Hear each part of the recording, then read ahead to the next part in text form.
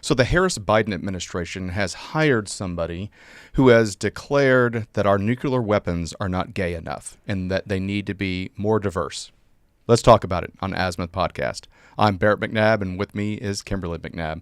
Yeah, so the Harris-Biden administration has the Department of Energy official calling that the queering of nuclear weapons as part of a radical DEI agenda. You can't make this stuff up. This is actually happening. So that typical mushroom cloud of a nuclear bomb going off, is it going to spread out rainbows and unicorns and glitter?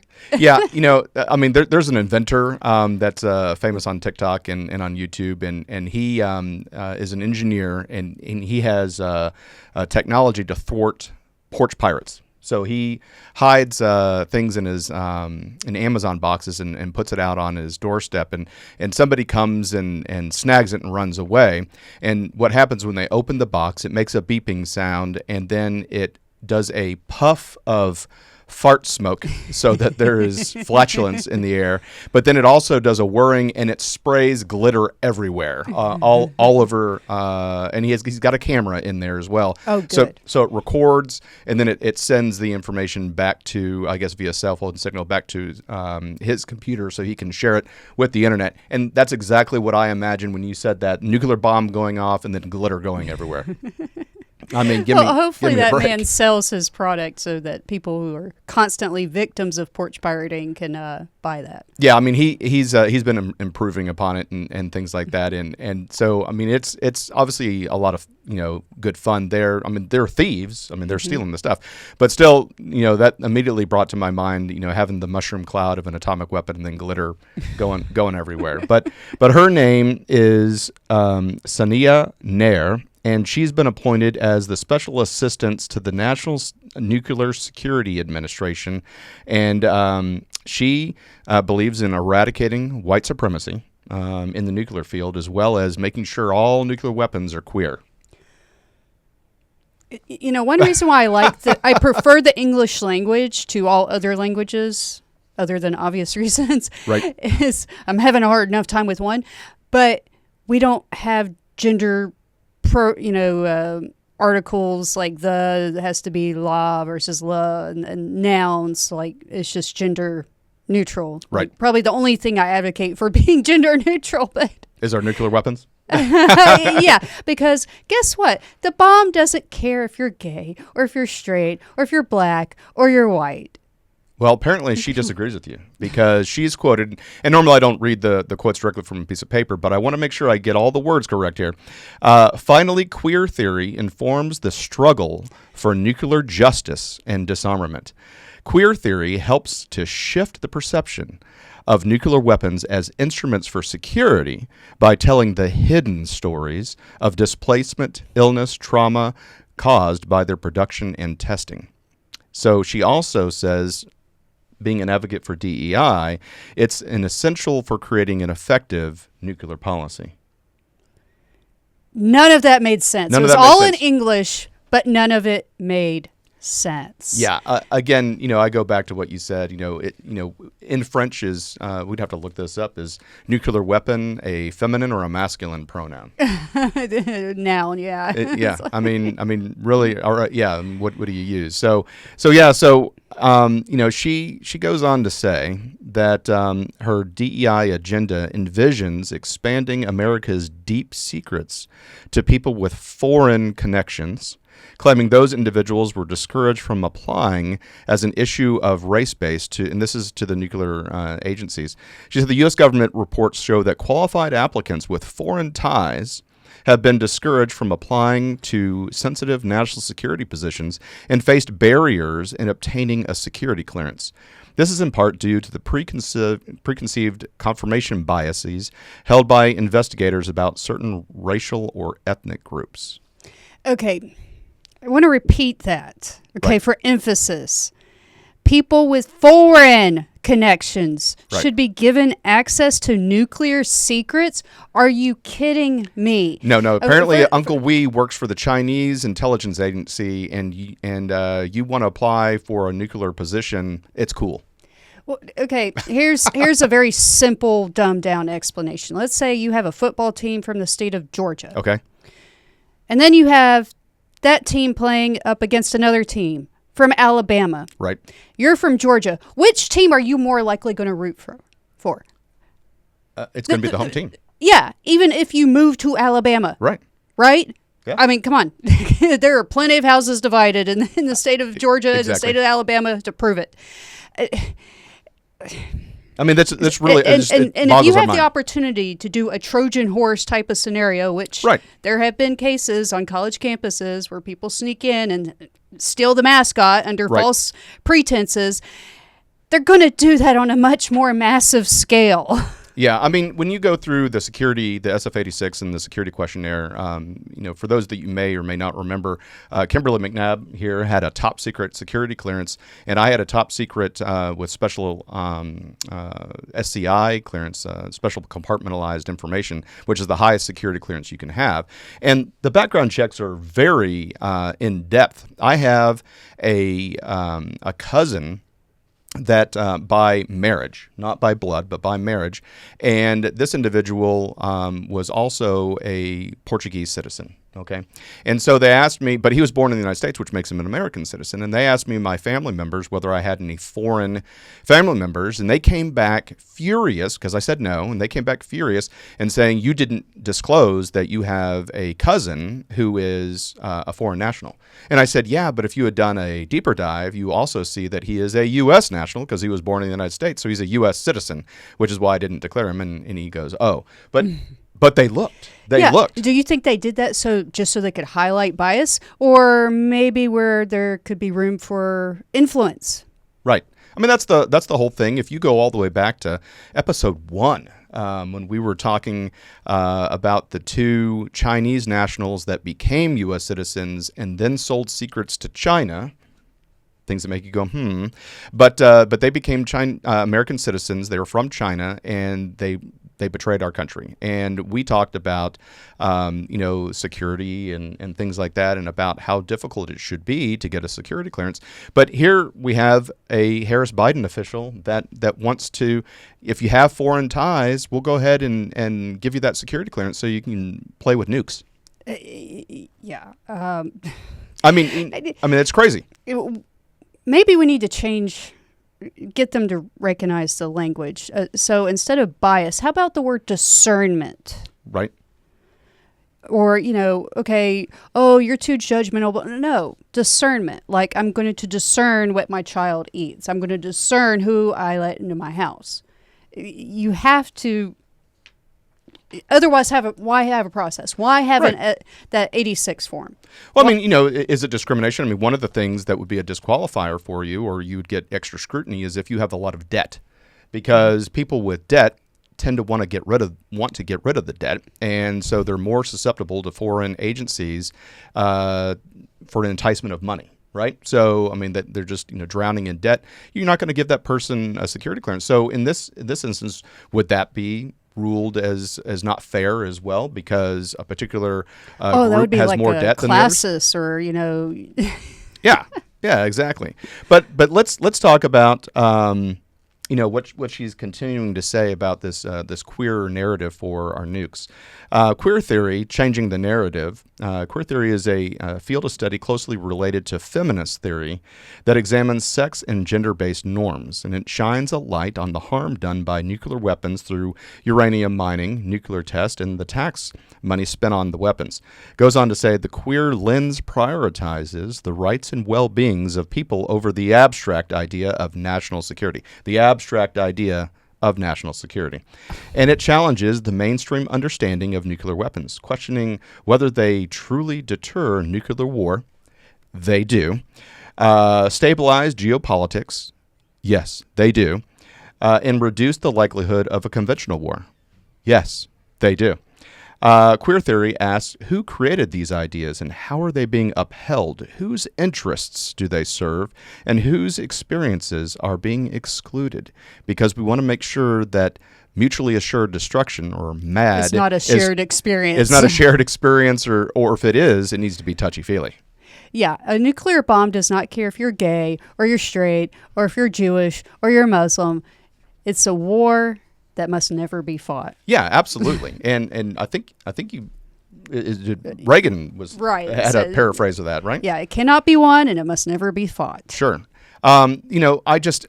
This is just crazy. Do you know? So we're talking about, populations with nuclear weapons. Okay, so China right now has approximately, I want to say, 400 to 600 nuclear weapons, and their aim is to triple that by 2035. So they're going on a massive weapons now, building are they program. super queer or not queer at all? Yeah, Where do they range on the DEI spectrum? Well, I mean, that's what I would say is that I can promise you that 100% of the people working in the Chinese nuclear weapons field is Chinese.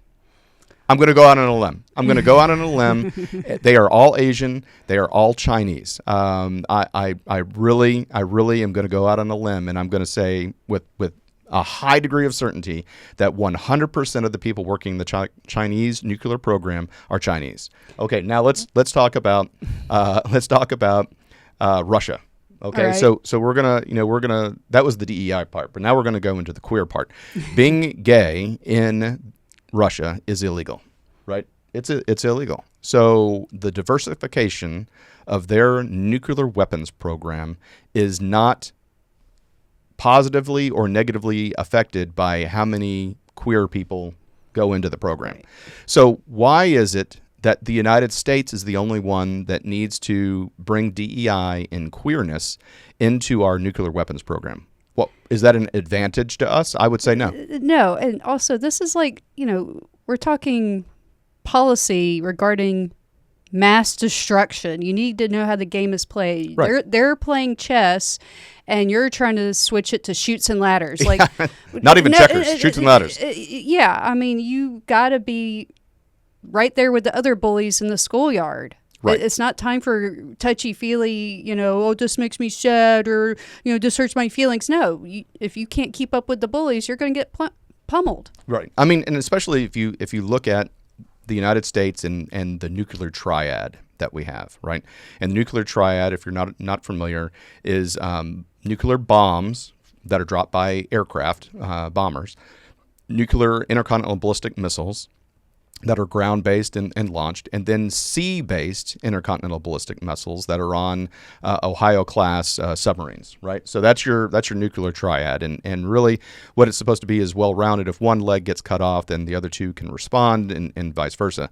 And the fact that there is the potential for, again, that MAD, mutually assured destruction, prevents things from escalating. I mean, we've seen President Putin threaten and saber rattle that he's thinking about using a nuclear weapon in Ukraine, and we said don't do that. And I mean, and so he didn't. I mean, the thing is if he goes nuclear, then NATO could possibly go nuclear, right? And then again, nobody wins except for the cockroaches in a nuclear war. Yeah. We live in Houston. They have enough territory. But still, to look at this and to entertain this, that there is somehow confirmation bias and not enough queer people. Again, if you are a nuclear physicist and you have a degree from MIT and you're gay or not, or you're black or you're not, or you're white or you're not, if you're smart, we want you in the nuclear program. That's what it boils down to. Is you're qualified. And your loyalty is to. That's a great point. That might be more important than anything. I actually. You're going to use it on us or encourage them to use it on us. I took that for granted. You're absolutely right, Kimberly. That is the supreme, discriminator is where do your loyalties lie, and if they need to lie with the United States of America. Mm-hmm. That's the big thing. But yeah, so she kind of ends this article saying queer theory also identifies how the nuclear weapons discourse is gendered. Because again, are they masculine or are they feminine or are they somewhere in between? Nuclear deterrence is associated with rationality and security, while disarmament and justice for nuclear weapons victims are coded as emotion and lack of understanding of the real mechanics of security. So again, she she can write really well. She knows how to grab those buzzwords and fill those in. In fact, it's the same social construct. DEI. Just the all these buzzwords that are continuously used in whatever the prose or the document that's being created. It's all the same words, and she's trying to make nuclear weapons touchy-feely. Well, when you're talking a tough subject, she's touting to people who probably also think like her. Right. But who has the other weapons that can destroy us? The people that don't care about the feelings or the emotions. The people that do care about the cold, hard facts. The Russians and the Chinese. Right. So how about you speak their language so they know, hey, they mean it, back off. And let's go even further. So right now, I'm not reading this, and I don't have it looked up, so I'm just going to have to do this by memory. But the nuclear powers are the United States, Russia, China, India, Pakistan, England, France, and Israel. Okay, those are the nuclear powers. Now, intelligence analysts say that Iran's nuclear weapons program, which they say does not exist. Not touchy-feely people. Well, they're not touchy-feely, but they say it doesn't exist. Please. The intelligence analysts that they will have a nuclear weapon by the end of the year. Now, they may not detonate it, because if they detonate it, then it shows that they have a nuclear weapon, but they will have obtained a nuclear device by the end of the year. Now, the Saudis have straight up said to Brett Baer that if Iran gets a nuclear weapon, they will get a nuclear weapon as well. And well, they can just buy one. Well, that's exactly what. So Brett Baer. So how would you do that? And they said we would buy one. And if you don't think that they're on the black market somewhere, you're absolutely wrong. But they would buy one. And so they would just leapfrog ahead of the Iranians, because they wouldn't need to do all that research and development and things like that. But still, I can promise you that in the Iranian nuclear weapons program, there are no gay people, there are no black people, there are no white people, there are no Asian people, meaning Chinese. They're Iranians. They're Persians. I can go out on a limb and say 100% of them are Persians. And we're not saying we're anti-gay or anti-black. No. It's just, it's not a priority. Right. The only two priorities are intelligence and loyalty. Right. That's it. And so why is it that we need to diversify the personnel side of our nuclear arsenal in order to keep up with our enemies? I see this as just a waste of time, a waste of manpower, discussing this, because our adversaries are not doing that. And why put ourselves at a disadvantage by not having exactly what you said, a loyalty to the United States of America, meaning no foreign ties, right? And being the best equipped and the smartest and merit-based in order to assume the position. Yeah, this is just a guise to prioritize, people who could be loyal to a different cause, whether it's gender theory, queer theory, or to another country. Yeah. It's just a guise. But she's drawing a paycheck, and it's coming out of your taxpayer dollars. And so anyway, we saw this having a strategic advisor that wants to make sure all of our nuclear weapons are queer, and that they are diversified among ethnic and racial boundaries. I mean, we just had to bring this to you. So thanks so much for tuning into Azimuth Podcast. Please stay tuned after these messages.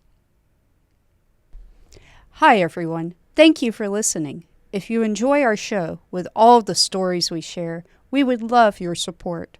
And it's as easy as clicking that subscribe or follow button. This will ensure you never miss an episode and keeps us bringing you these important stories. Your support makes a huge difference. Thank you so much for being part of our podcast family. Thanks, and keep tuning in. At this point, does Kamala Harris or Tim Walz even know what they're doing? Let's talk about it on Azimuth Podcast. One of the reasons we say this is because if you still go to Kamala Harris's 2024 presidential website, there are still no policies. In fact, let's go ahead and take a look real quick. All right, so here we are on the website, and of course you can donate. We're not going to do that. And we go to the main page and we scroll down and we can see that we can join the campaign or donate or volunteer. And then that's it. Yeah. That's it. There's no other. There's Meter. There's Meet Tim Walz. There's Take Action. There's the store. There is nothing else. But interestingly enough, Donald Trump says since she has no policies on her website, he went ahead and made hers for her. And so we're going to go ahead and go to Kamala2024policies.com, and we can see that there's a chance to donate. A lot more information. A lot more information. But I mean, we get down to, oh, look, here is her policies. I mean, and all he had to do was summarize things that she has said since she last ran in 2020. Yeah, exactly. So the highlights here are fighting to set murderers free.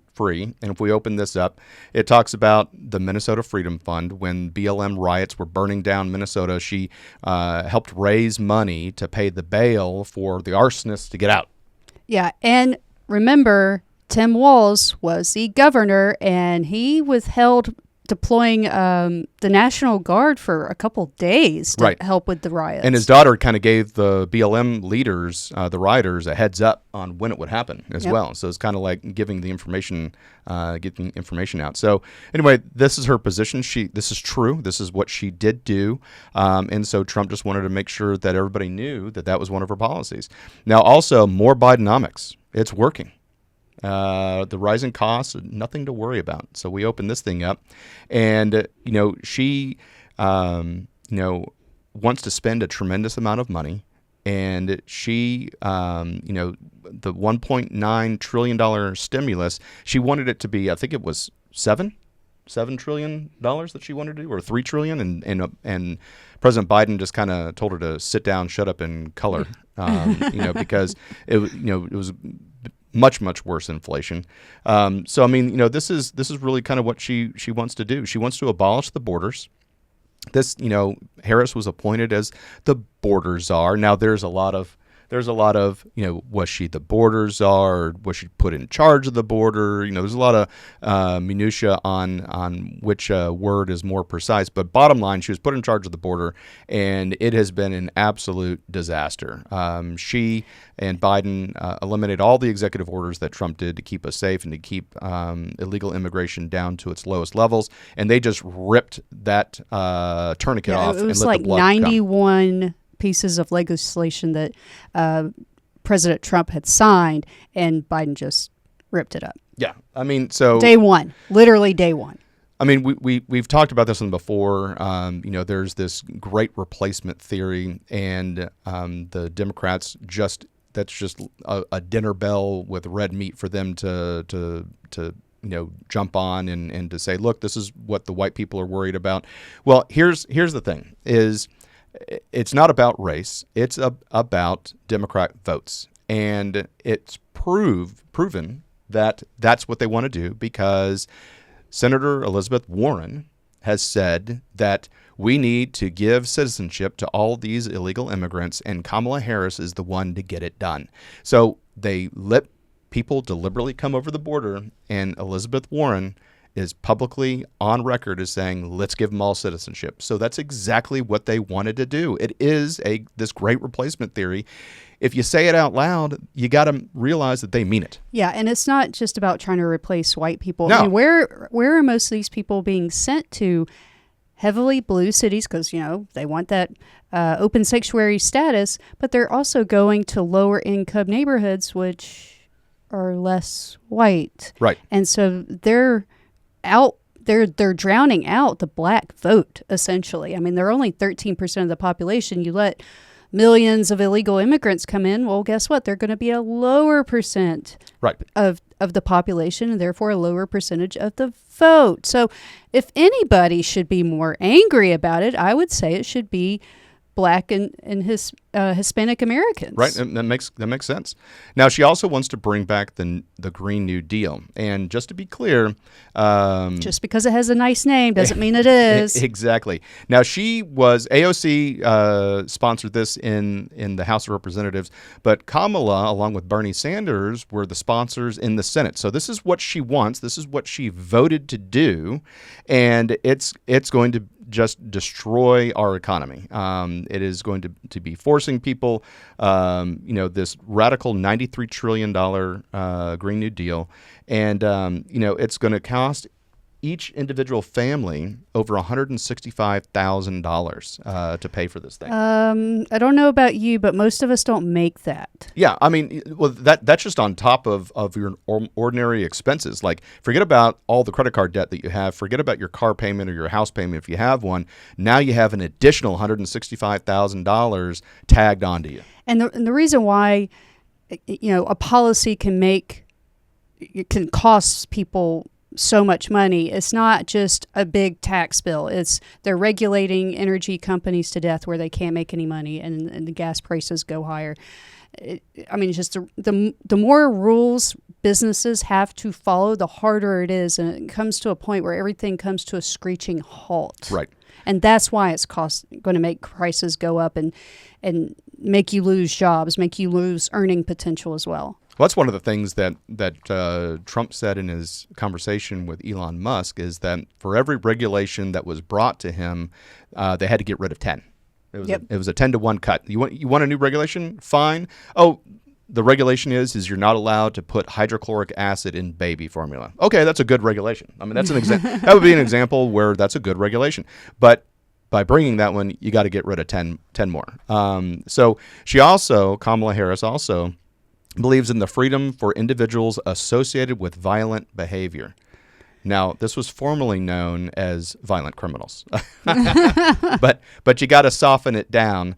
The old George Carlin of or I think he called it the wussification. I think he used a different word, wussification of the English language, where in World War I, being exposed to combat and having like shell shock all the way down to PTSD. Yeah, to post-traumatic stress syndrome. So this is taken individuals associated with violent behavior, also known previously as violent criminals. Yeah, so I mean, you come down, obviously, as the San Francisco DA, she chose not to seek the death penalty against a murderer of a police officer, but he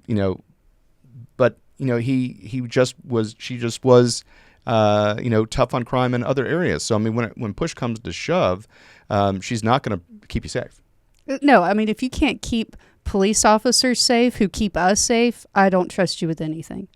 Yeah. I mean, this is just, with all the probation and the letting criminals out, and this is not a Harris problem. This is a Harris problem with George Soros, who funds liberal DAs all across the United States that is lenient on crime. But when you put everything together, it's systemic. So that's the big problem.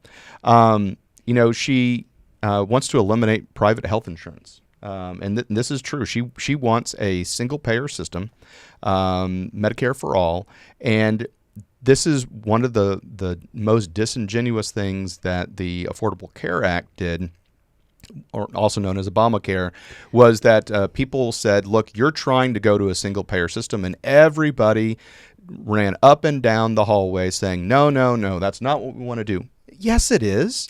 It is. This is what she wants to do. She wants to go to a single payer system.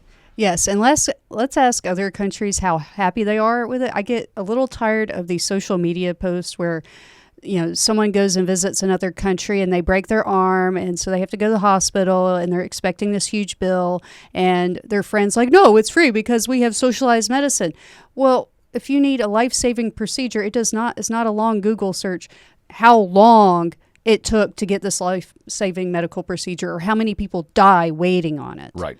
I mean, this is just such a horrible idea, but it's so disingenuous whenever a progressive or a liberal says, no, we've done this, but we're not going to go any further. Of course they're going to go further. Right. Of course they're going to go further. We can't even trust the government to fix potholes or, light poles or anything like that, but we're going to trust them with our insurance. Right.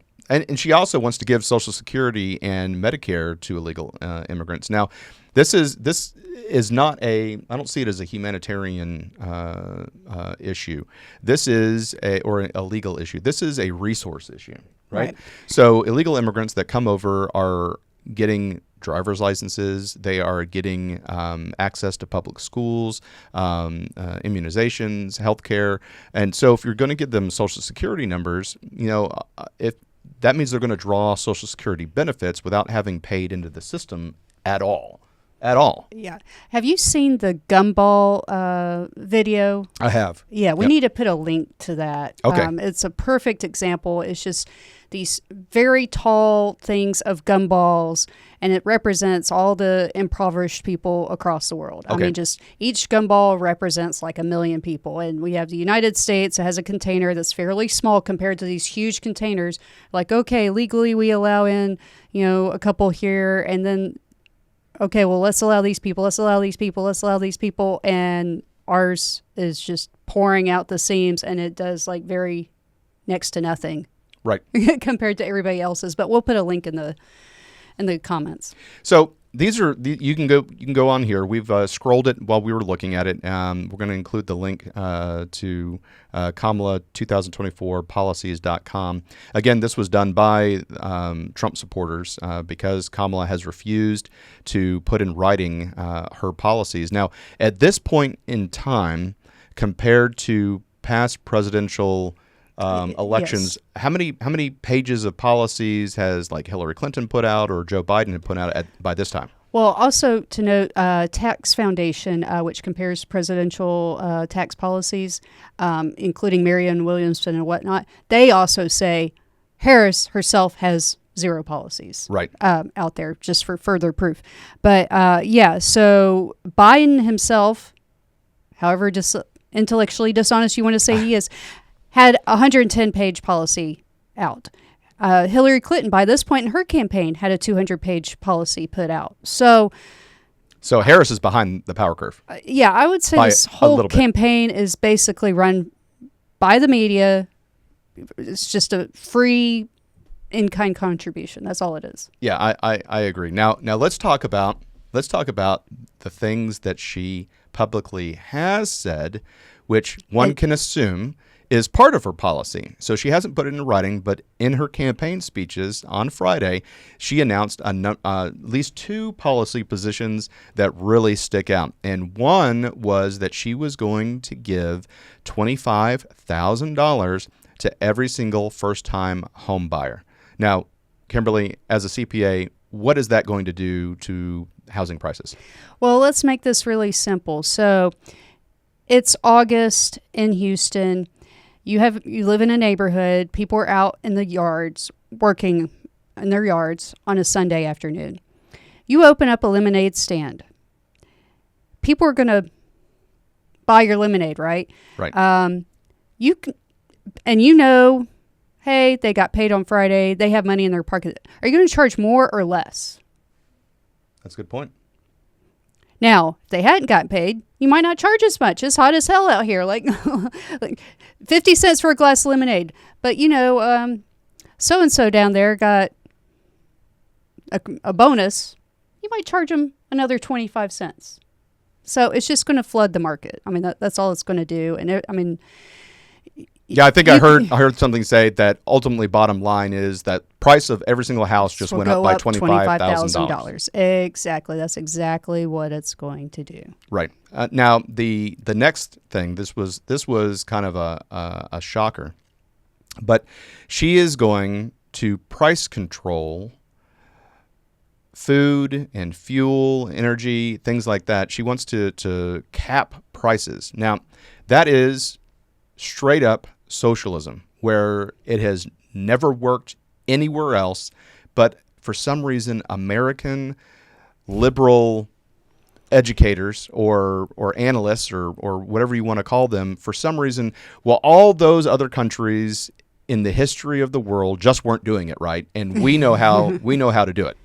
Yeah. Meanwhile, we have a 20% of proficiency rating in our grade schools, and that doesn't mean they're excellent at it. That means they barely know how to do it. Well, this is probably why she thinks we're stupid enough to fall for it. She thinks we're stupid enough to fall for it. Also, there's so many different factors that go into pricing. What your prices are, what you think the demand will be, what bumps in the road you think are going to be just on the horizon, and you think the government can figure out the price point that's right for every little thing when you have so many factors going into every little thing. They're smart enough, again, can't fix potholes, can't put criminals in jail, can't do basic things, but they can figure out the complexities of the market, really. Right. Well, I mean, that's the problem that I have with this whole thing is what it will do is it will create a secondary market. And this is what happens in all countries where price fixing happens, is a black market emerges, and you have a secondary market. And this happened during World War II with food stamps and rationing, or the victory stamps. And I imagine the quality on those products are not going to be very good. Well, yeah, I mean the best pieces of meat were actually getting down to the black market stuff, and the stuff that was you used your coupons for that was about to spoil was what was served, and because they could get a lot more money for the prime cuts of meat. The same thing that happened in Venezuela. What happens is you get shortages of products because companies are less inclined to make them because supply and demand can't keep up, and then you have that secondary market again, the black market created, and that rubs into supply and demand, which exacerbates the shortages that will happen. Just an absolute disaster. Clearly, what she's trying to do is buying votes. That's what she's trying to do. She's trying to get. That's all it is. Yeah. And just this whole campaign, the whole DNC is just so insulting to human intelligence. But also the government works slowly. I think most of us can agree on that. Right. Very, very, very slowly. Ask any VA who's waiting for benefits or health care or anything. You think if a supplier's price increase because you made it where they couldn't get like a farmer couldn't get pesticides because of your green energy, agenda, and so they have to use less efficient fertilizer, so they can't grow as much. Their costs go up because the fertilizer you do let them use costs more. You're going to adjust the prices for that in a timely fashion? Of course not. Right. I mean, here we go. The who she's trying to appeal are people who don't understand how economics works, right? So the $25,000 to help people get into homes just raised the price of houses by $25,000, but people don't understand that part, or at least the people that she's trying to cater and get their vote don't understand that part, that it's a zero-sum game there, and all that happened was people took taxpayer money to the tune of $25,000. And then the price fixing of the food, it sounds good to someone who doesn't realize how inflation is going to work, how there's going to be shortages, but ultimately what it boils down to, what this whole thing boils down to is when she said on day one as president, I'm going to implement these things, and I'm going to bring inflation down, and I'm going to bring the cost of food down. Where have you been? It's 3 years and 6 months into your administration because you are currently the vice president of the United States. To me, if she really cared about people, she would do whatever she could right now while she has the power and not wait around for the vote. Right. Exactly. But But I'm going to wait 6 more months because on my day one, I'll fix the problem. I'm not going to fix it for you now. I'm not going to fix it for you now. Give me what I need first, and then I might do for you what you're wanting me to do. Yeah. So your pain that you're experiencing now with, in her own words, the cost of a loaf of bread has gone up 50%. The cost of ground meat has gone up 50%. These are her words that she has used on campaign rallies.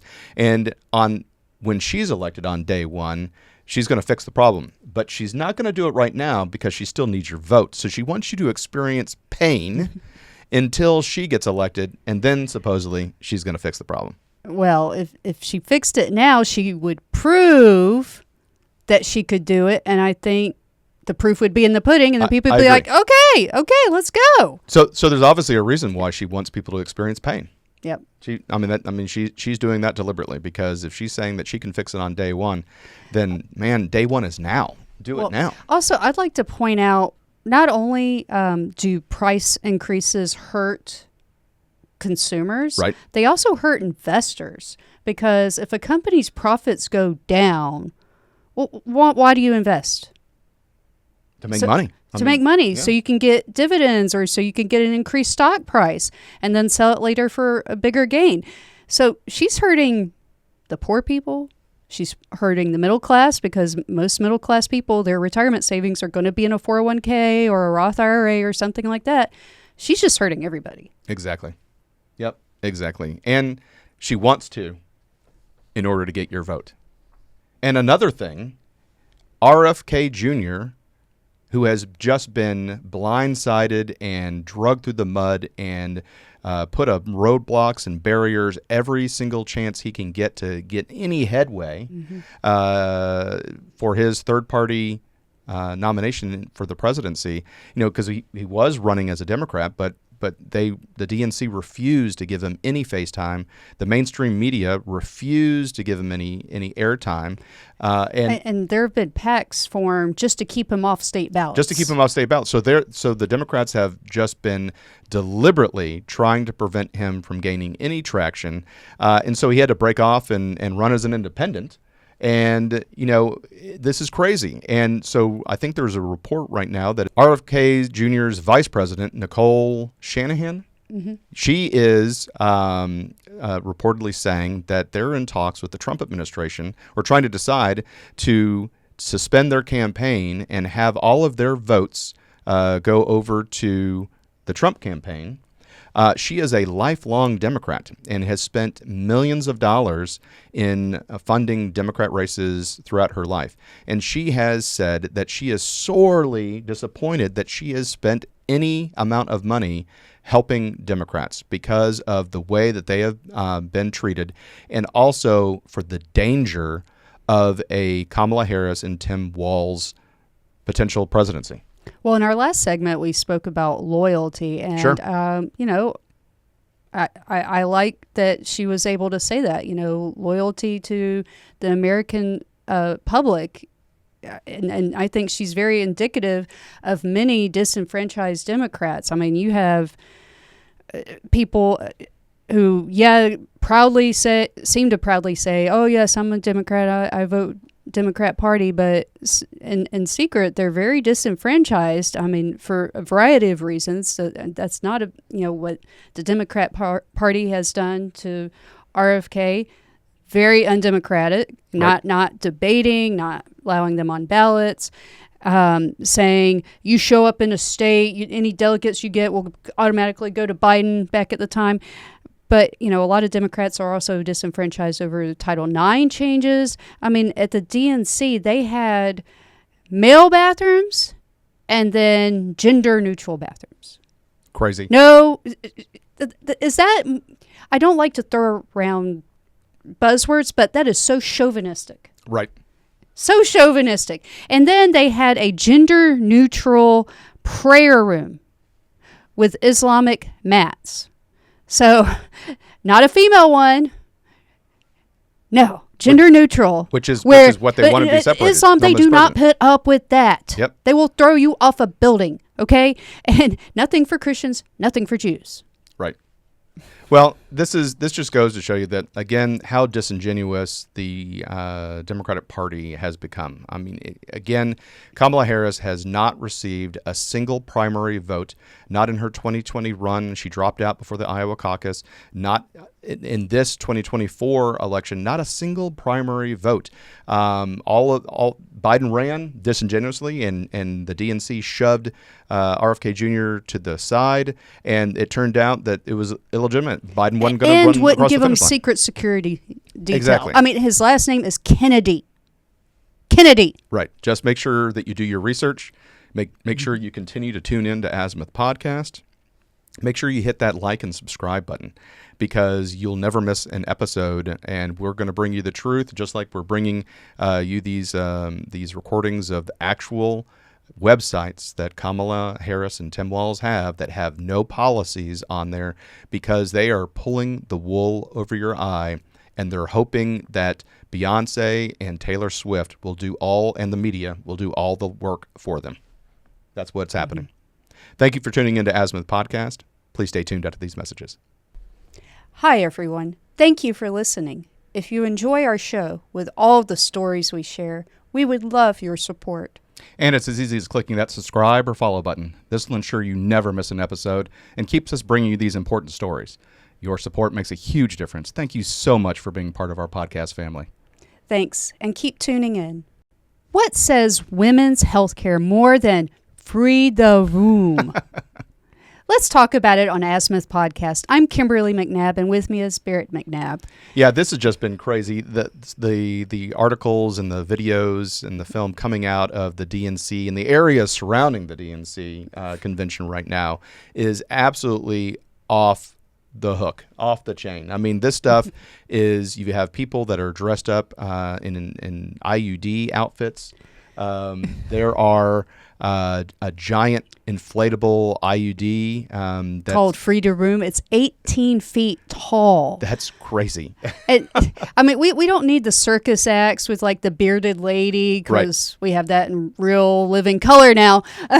So men calling themselves ladies. But we also have these mobile units by Planned Parenthood on Monday. They performed free vasectomies and free abortions. And now they're doing free abortions under the guise of, women's reproductive rights and women's health care. I mean, first of all, a man who is willing to go to a van to get a knife to the nuts, you get what you deserve.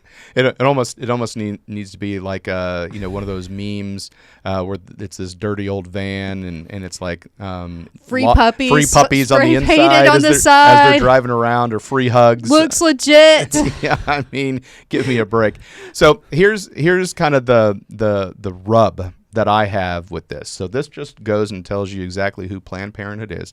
Because again, they're giving free abortions, and they did free vasectomies on this Monday, which was August 19th. And the booked solid, like completely booked up, like they ran out of appointments. And so, but what was missing? And what was missing was an amazing and awesome opportunity that Planned Parenthood could have done. They could have had an additional trailer that gave prenatal care to low-income women who are currently pregnant. Yeah, because it is supposed to be pro-choice. Yeah, I mean, they're supposed to be for women's health care. And so there are plenty of women that probably can't afford prenatal care. And so they're pregnant, and they're going through their pregnancy, and they're not getting normal, regular ultrasounds. They're not getting prenatal vitamins and things like that. They're just hoping to get through it and that everything's nice and healthy. But this was a missed opportunity. Planned Parenthood could have had an additional van with OBGYNs to give free prenatal care to pregnant women, and they didn't do it. Well, even the GYN part, gynecology, could have been doing free pap smears. Right. For low-income women. I mean, free host. STD tests, because reproductive rights, well, if you're capable of reproducing, you're also capable of getting an STD. Right. I think Republicans could get on board with that one. Yeah, exactly. So, but that's the whole point I'm trying to make is they focused on one thing. They focused on vasectomies for men, and they focused on giving mobile abortions. And I think this just shows who they are. On what they actually are standing for. They're not for women's health care. It's only a specific segment of women's health care, and it's focused on abortions. Well, to say that Planned Parenthood cares about women's reproductive rights and women's health care, as in the words of Dennis Prager, like saying unions care about workers. Right. Just because you say you do doesn't mean you actually do. That's true. Amazing that you don't mean what you say in the political realm. I'm flabbergasted. I don't. Yeah, exactly. but still, this was a missed opportunity, and there are actually a lot of pro-choice Democrats, and people don't realize that they are. There are pro-choice, pro-life Democrats that are out there, and they were outraged that this was the focus of Planned Parenthood, to do these mobile abortions. First of all, how do you get licensed? I mean, I'm not an expert, but how do you get licensed for mobile medical procedures, which is what this is? I don't know how that happens, but still, it just, again, it goes to show who they are and what they could have done. They could have helped out low-income women get the correct prenatal care, ultrasounds, prenatal vitamins, things like that, and they failed. They failed to do that. Nope. Showing you who they are, believe them. But again, to go to this Freda Womb giant IUD, device, just to have the spend the money on that and to have the fanfare of people taking selfies with this thing and everything. I mean, it's just weird. I mean, you want to talk about Tim Walz calling the things that the Republicans do is weird. This is weird. Yeah. I mean, this truly is weird. But I mean, as a woman, what are your thoughts on doing this in a political rally? I mean, again, it's just showing you who they are. They don't care about living creatures, they care about living women. They care about having the right to murder a baby. Yeah. I mean, I guess that sums it up. I mean, you have to ask because, as a woman and you've given birth twice, I mean, more so than any. If they cared about my reproductive rights, They would have said, hey, let's make sure that baby's healthy because you were choosing to keep the baby. Right. It should work both ways. And in this case, I think they failed. Another case of the Democratic Party being intellectually dishonest. Right. Anyway, we saw this. We wanted to make sure that we brought it to your attention and just give you our opinion on what was a missed opportunity by Planned Parenthood. And so thank you so much for watching Azimuth Podcast. Please stay tuned after these messages. Hi, everyone. Thank you for listening. If you enjoy our show with all of the stories we share, we would love your support. And it's as easy as clicking that subscribe or follow button. This will ensure you never miss an episode and keeps us bringing you these important stories. Your support makes a huge difference. Thank you so much for being part of our podcast family.